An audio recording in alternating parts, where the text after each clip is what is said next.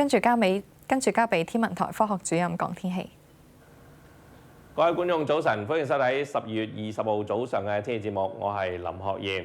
受到一道雲帶所影響啦，本港過去一兩日咧天氣比較多雲㗎，今朝早都唔例外。咁但係我哋預計啲雲層咧將係轉薄，晏啲咧仲會見翻陽光，最高氣温咧上到25度，一齊睇下出邊嘅情況。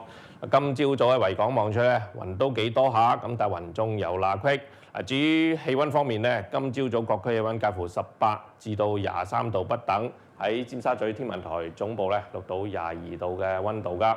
咁如果睇遠些少喺雷達影像方面咧，臨天光嘅時候喺香港西南邊，即係大嶼山附近咧有啲雷達回波，即係話咧有啲微雨嘅喎。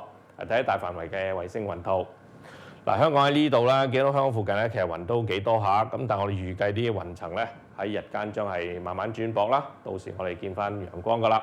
嗱，至於未來嗰幾日嘅天氣會係點咧？一齊睇睇最新嘅預報圖就見得到。喺聽日咧有一股季候風嘅補充咧，將係抵達廣東沿岸地區。隨後嘅日子，即係星期一同埋星期二初時咧，我哋嘅風勢咧會係比較大，咁但係温度方面咧會係有所下降嘅喎。翻嚟香港今日嘅詳細天氣預測咧，會係咁樣㗎，漸轉天晴啦，咁但係初時咧有一兩陣微雨。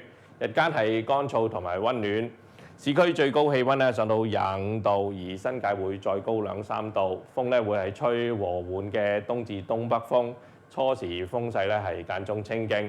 提提大家啦，黃色火災危險警告信號咧係現正生效，表示火災危險性係頗高，咁大家要小心留意火種啦。嗱，至於展望方面咧，聽日咧會係冬至嚟㗎。我哋預計聽日嘅天氣咧會係大致天晴啦，日間會係温暖。而隨後嗰一兩日，即係星期一同埋星期二嘅初時咧，風勢會係較大，温度方面咧會係稍為下降。而去到聖誕節假期咧，會係早晚清涼㗎。好啦，呢一節嘅天氣講到呢度，祝大家有個愉快嘅週末，再見。